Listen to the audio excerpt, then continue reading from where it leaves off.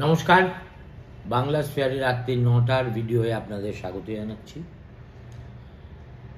তৎকালীন কংগ্রেসের নেতাদের লম্ফজম্প দেখে এবং সারবত্তাহীন লম্ফজম্প দেখে বিমর্ষ রবীন্দ্রনাথ কংগ্রেসেরই কোনো একটা অধিবেশনে বসে একটি চমৎকার গান গেয়েছিলেন, যেটা আদতে কংগ্রেসীদের উদ্দেশ্য করে। আপনারা অনেকেই সেটা জানেন। আমায় বলো না, গাহিতে বলো না, এ কি শুধু হাসি খেলা, প্রমোদেরও মেলা, শুধু মিছে কথা ছলো না। আমি তারপরে আর যাচ্ছি না। শুধু মিছে কথা আর ছলো না। এই যে আজ অনেক ঢাকঢোল পিটিয়ে হরিশ চ্যাটার্জি স্ট্রিটে মুখ্যমন্ত্রীর একদা কুটির এখন প্রায় একটা কামোফ্লাজ প্রাসাদ, তার অন্দরে জাতীয় কর্মসমিতির ১.৫ ঘন্টা ব্যাপী যে বৈঠক হলো এবং তারপরে সেই বৈঠকের বিবরণ চন্দ্রিমা ভট্টাচার্য যেভাবে দিলেন, তাতে শিরোনাম শুধু এটাই হতে পারে, শুধু মিছে কথা ছলো না। চন্দ্রিমা দেবী বললেন যে অনেকে ভুল করছেন, আমাদের দলটার নাম কিন্তু অল ইন্ডিয়া তৃণমূল কংগ্রেস। অতএব সর্বভারতীয় এই তকমা ব্যবহার করার পুরো অধিকার আমাদের আছে। কে বলেছে আপনাদের নেই অধিকার? বিরোধীরা তো আপনাদের খোঁচা দিতে বলবেই। ছাল নেই কুত্তার বাগানাম, বাংলার বাইরে কোথাও কোনো টিকি দেখা যায় না, আর বলে বেড়ায় সর্বভারতীয় দল, সর্বভারতীয় সাধারণ সম্পাদক, জাতীয় কর্মসমিতি। তা একটু আধটু কটাক্ষ তো শাসক দলে থাকলে সইতে হবে। আর তাছাড়া নামে কি আসে যায়? চন্দ্রিমা দেবী, কানা ছেলের নামও তো পদ্মলোচন হয় না? একেবারে ধবধবে ফর্সা মেয়ের নাম কি শ্যামা হয় না? সুতরাং ওই লজিকের একটা প্রতিপাদ্যের মতো প্রপার নেম ইজ নট কনোটেটিভ। আপনাদের দলের নাম অল ইন্ডিয়া তৃণমূল কংগ্রেস হয়েছে, তার জায়গায় যদি অল ইন্ডিয়া মমতা কংগ্রেস হতো তাহলেও কিছু বলার থাকতো না। কিন্তু ওই নাম দেখিয়ে শুধু মিছে কথা আর ছলনার কতদিন করবেন? প্রশ্নটা সেখানে। জাতীয় কর্মসমিতি তৃণমূলের কখন কি মঞ্চ গজিয়ে ওঠে, আপনারা কেউ তার হিসেব আমাকে বলতে পারবেন? কখনো শুনি এক্সটেন্ডেড কোর কমিটি, কখনো শুনি ওয়ার্কিং কমিটি, জাতীয় কর্মসমিতি। মানে যখন যেটা দিদিমণির মনে হয় যে এই নাম দিয়ে একটা বৈঠক ডাকা উচিত, তিনি সেটাই করে থাকেন। জাতীয় কর্মসমিতি মানে কি? সেটাকে এরা কংগ্রেসের যেমন ওয়ার্কিং কমিটি আছে, বিজেপির যেমন ন্যাশনাল এক্সিকিউটিভ আছে, সিপিএম এর যেমন সেন্ট্রাল কমিটি আছে, এটা কি সেই রকমই কোনো মঞ্চ? সত্যি যদি সেই রকম কোনো মঞ্চ হয় তাহলে তো বছরে বেশ কয়েকবার তাদের মিলিত হওয়ার কথা, দলের বিবিধ নীতি, কর্মসূচি, সাফল্য, ব্যর্থতা নিয়ে খোলাখুলি আলোচনা হওয়ার কথা। তৃণমূল কংগ্রেসে এইসবের বালাই আছে নাকি? সুতরাং আর শেষ কবে এই জাতীয় কর্মসমিতির বৈঠক হয়েছে আমার তা মনে পড়ে না। সম্ভবত 2022-এ এইরকমই কোনো একটা প্রয়োজনে দিদিমণি জাতীয় কর্মসমিতি নামটা সেই সময় তার পছন্দ মনে হয়েছিল, তিনি একটা বৈঠক ডেকে দিলেন। আজকের বৈঠকে যেসব সিদ্ধান্ত হয়েছে বলে চন্দ্রিমা ভট্টাচার্য বৈঠক শেষে সাংবাদিকদের জানালেন, তার চাইতে ছেঁদো কথা আর কিচ্ছু হতে পারে না। এমপিদের দিল্লি যেতে নিষেধ করে সংসদের শীতকালীন অধিবেশনের প্রথম দিনে নিজের বাড়িতে বৈঠক ডেকে শেষ পর্যন্ত সিদ্ধান্ত কি হলো না, 12 হাত কাকুরের 13 হাত বিচি আমরা এবার দেখতে পাবো।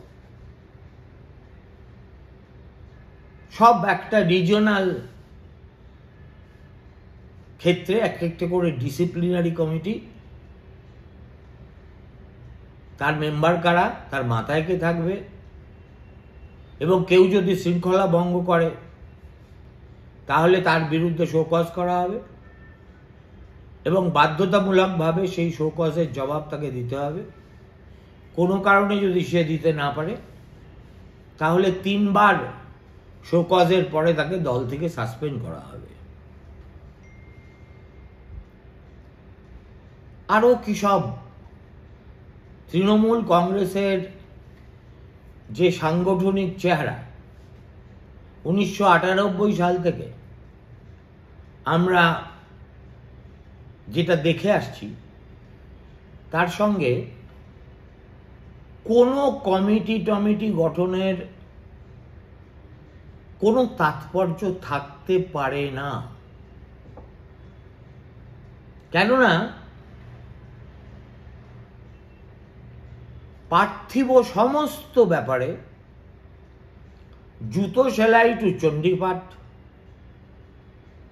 এ দলে সিদ্ধান্ত নেন একজন, এবং তার সিদ্ধান্তটাকেই, তা সে যত ভুল সিদ্ধান্তই হোক, ভুলই বেশি হয়, সেটাকেই আইন মেনে তৃণমূল কংগ্রেস করতে হয়। এর বাইরে কিছু হয় না।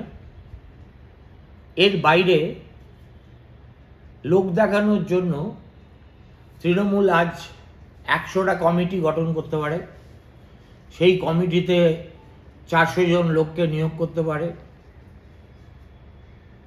কিন্তু কোনোটাই যে বাস্তবে কার্যকর হবে না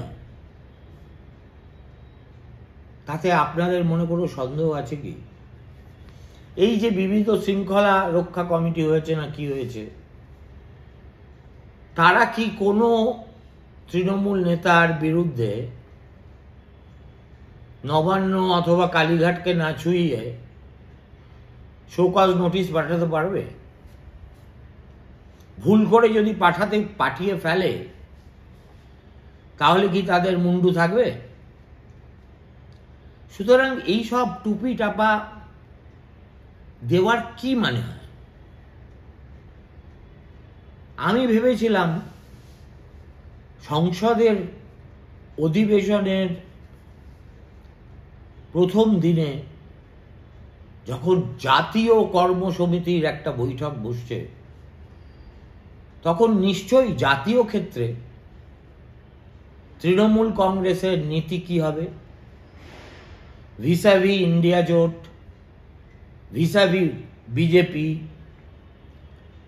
কিংবা এবার যেসব বিল কেন্দ্রীয় সরকার এই অধিবেশনে আনবেন বলে মনস্থ করেছেন, যেমন ওয়াকফ সংশোধনী বিল, যেমন ওয়ান নেশন ওয়ান পোল বিল, এইসব ব্যাপারে তৃণমূলের কি ভূমিকা হবে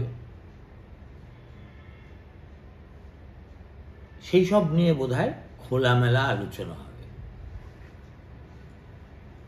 আমরা কি দেখলাম? গতকালই শুনেছিলাম তৃণমূল কংগ্রেসের একেবারে সর্বশ্রেষ্ঠ ভাঁড় কল্যাণ বন্দ্যোপাধ্যায় একেবারে কাঁধ ঝাঁকিয়ে সাংবাদিকদের সামনে বলেছিলেন, এইসব ইগো ফিগো করে আর কোনো লাভ হবে না, কংগ্রেসের এবার ইগো ত্যাগ করে ইন্ডিয়া জোটের নেতৃত্বে দিদিকে বসানো উচিত। কারণ দিদি একমাত্র ভারতবর্ষের নেত্রী যিনি উপর্যুপুরি বিজেপির জয়রথ নিজের রাজ্যে আটকে দিচ্ছেন। এই কোয়ালিফিকেশন আর কারো নেই। খুব ভালো কথা। তার পরে 24 ঘন্টা অতিক্রান্ত হওয়ার আগেই আজকে সংসদ অধিবেশন বসার অব্যবহিত কিছু সময় আগে কংগ্রেস সভাপতি মল্লিকার্জুন খাড়গের সভাপতিত্বে ইন্ডিয়ার জোট শরিকদের যে বৈঠক হলো, তাতে একমাত্র অনুপস্থিত দল ছিল তৃণমূল কংগ্রেস। আমি জানি না কল্যাণ ইদানিং দিনের বেলাও নেশা করছে কিনা। যে দল চায় তাদের নেত্রী ইন্ডিয়া জোটের নেত্রী হোক, সেই দল সংসদের প্রথম দিনেই ইন্ডিয়া জোটের প্রথম বৈঠকে গড়হাজির থাকবে। দেখুন, গড়হাজির কেন ছিল সেই কারণটাও জানি। এই যে গৌতম আদানি কে নিয়ে কংগ্রেস এবার যে শীতকালীন অধিবেশনে তোলপাড় করতে চায়, সেটা তো তারা আগেই ঘোষণা করে দিয়েছে। আজকের বৈঠকটা প্রধানত ছিল আদানি সম্পর্কে ইন্ডিয়া জোটের সম্মিলিত প্রতিবাদের ভাষা বা কর্মসূচি কি হবে তা স্থির করা। দেখুন, গৌতম আদানির কিন্তু এবার পচা শামুকে পা কেটে গেছে। ইতিমধ্যেই মার্কিন আদালত থেকে তার কাছে এবং তার ভাইপো প্লাস আরো 5 জন, মোট 7 জনের কাছে সমন এসে গেছে কোর্টে হাজির হয়ে তাদের কি বক্তব্য সেটা বলার জন্য। একইভাবে বাংলাদেশ বলুন, কলম্বো বলুন, কেনিয়া বলুন, যেসব জায়গায় আদানি সাম্রাজ্য বিস্তার হচ্ছিল, সব থমকে দাঁড়িয়েছে। তেলেঙ্গানায় কংগ্রেসের ভোটের আগে রেবন্ত রেড্ডি আদানির কাছ থেকে 100 কোটি টাকা অনুদান নিয়েছিলেন। আজকে তিনি সেটা ফেরত দেওয়ার কথা ঘোষণা করে দিয়েছেন। সুতরাং তৃণমূল চাক আর না চাক, আদানি আগামী দিনে অবশ্যই ভারতীয় রাজনীতির একটা ডিফাইনিং ইস্যু হতে চলেছে। তৃণমূল কংগ্রেসের মধ্যে লক্ষ্য করলে দেখবেন একমাত্র মহুয়া মৈত্র ছাড়া আদানির বিরুদ্ধে দ্বিতীয় কোনো নেতা সোচ্চার হন না। সোচ্চার হতে গিয়ে মহুয়ার কি পরিণতি হয়েছিল, কতটা হেনস্থা তাকে হতে হয়েছিল, এবং তার রেশ এখনো পর্যন্ত কাটেনি, সেটা সবাই জানেন, দেখেছেন। কিন্তু মমতা বন্দ্যোপাধ্যায়কে দেখেছেন? আদানি সম্পর্কিত মহুয়া মৈত্রের যে তীক্ষ্ণ আক্রমণ, সেটাকে সমর্থন করা। সে রাস্তায় না গিয়ে তিনি ভোটের আগে কৃষ্ণনগরে গিয়ে বিভিন্ন সভায় বললেন মহুয়ার উপর ওদের খুব রাগ। কেন জানেন? মহুয়া খুব চেঁচিয়ে চেঁচিয়ে কথা বলে। ভেবে দেখুন তো, তঞ্চকতারও একটা সীমা থাকে। যাই হোক, এইসব সততা তার যার কাছ থেকে প্রত্যাশিতই নয়, তাকে হঠাৎ কাঠগড়ায় তুলতে যাব কেন? কিন্তু আজকে তৃণমূল যে ইন্ডিয়া জোটের বৈঠকে গেল না, সেটা কিন্তু এই হিসেব করেই। অর্থাৎ আদানি সংক্রান্ত বিরোধীদের সম্মিলিত প্রতিবাদে মমতা বন্দ্যোপাধ্যায় সক্রিয়ভাবে অংশ নিতেই চান না। কেন না? এটাই একমাত্র ইস্যু, যে ইস্যুর সঙ্গে প্রত্যক্ষভাবে প্রধানমন্ত্রী নরেন্দ্র মোদীর ভাবমূর্তি জড়িয়ে গেছে। অতএব আদানির ইস্যুতে বেশি বারফাট্টাই করার অর্থ হলো নরেন্দ্র মোদীর হাতে প্যাঁদানি খাওয়ার রাস্তা মসৃণ করা, যেটা গত 10 বছর ধরে তিনি ছলে বলে কৌশলে, কখনো নিজে দৌত্য করে, কখনো বিজেপির সর্বোচ্চ নেতৃত্বের ঘনিষ্ঠদের সাহায্য নিয়ে তিনি আটকে রেখেছেন।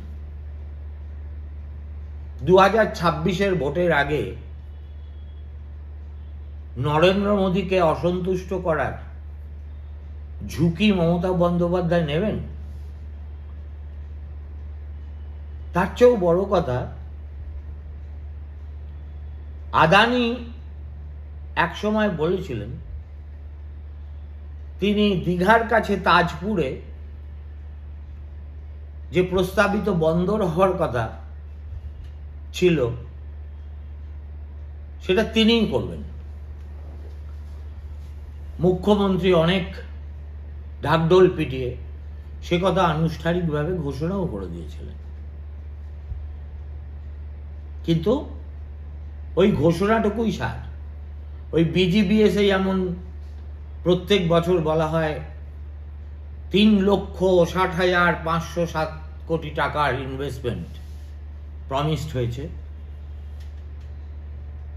এই তাজপুরে বন্দরও সেই একই গল্প। বন্দর হবে কি করে?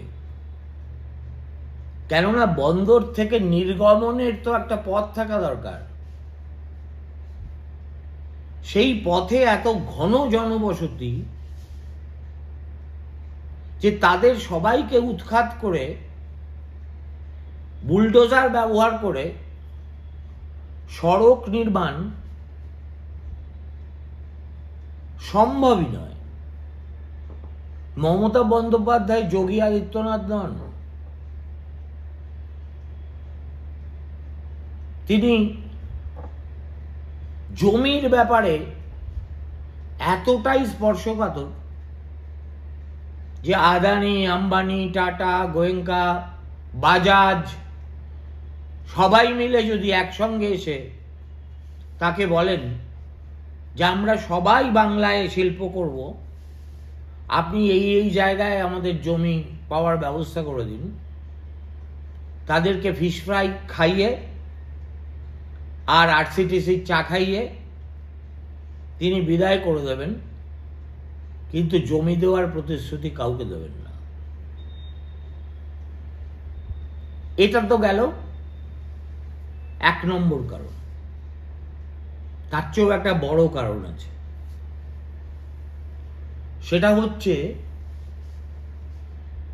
এই যে বিজেপির সর্বোচ্চ নেতৃত্বের সঙ্গে সেতু বন্ধনের যে প্রয়াস, তাতে এই আদানি পরিবারের একটা মস্ত বড় ভূমিকা আছে। সুতরাং যে আমাকে বিশ্বাস করে আমার দূত হতে স্বীকৃত হয়েছে, আমি তাকেই কাটি করব, তাও প্রকাশ্যে সংসদে দাঁড়িয়ে। দেখুন, মমতা বন্দ্যোপাধ্যায়ের কাছে ন্যায় অন্যায় বলে কিছু নেই, নত্য সত্য বলেও কিছু নেই, ভালো মন্দ বলেও কিছু নেই। আছে যেটা, সেটা হলো শুধুমাত্র নিজের স্বার্থ, এবং সেই নিজের স্বার্থটা এখন শুধু রাজনীতির আঙিনায় সীমাবদ্ধ নেই। রাজনীতির আঙিনা থেকে বেরিয়ে সেটা এখন একটা ফৌজদারি সীমানাতেই প্রবেশ করে আছে।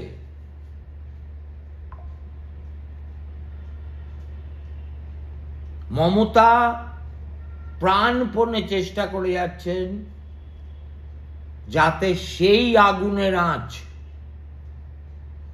তাকে কোনোভাবে না পোহাতে হয়, এবং এতদিন পর্যন্ত সে কাজে তিনি সফল হয়েছেন। তো এইরকম একটা জেতা খেলা তিনি দৃশ্যত এই আত্মঘাতী সিদ্ধান্ত নিয়ে কাঁচিয়ে দেবেন, এ কথা মনে করার কোনো কারণ নেই। জাতীয় কর্মসমিতির বৈঠক, সেখানে শৃঙ্খলা রক্ষার জন্য নানাবিধ কমিটি, কিংবা কারা মুখপাত্র হবে তাদের তালিকা তৈরি, এগুলো সব অজুহাত। আসল কথাটা হলো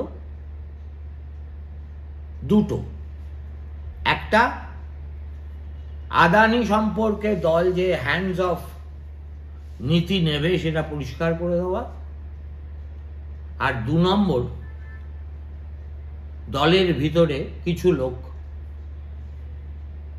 অন্য একটি বিষয়ে যে বিভ্রান্তি ছড়াচ্ছে সেটা পরিষ্কার করে দেওয়া। দ্বিতীয়টি নিয়ে আমার ভিডিও করার ইচ্ছে, রাত্রির ঠিক 10টায়, অবশ্যই দেখবেন।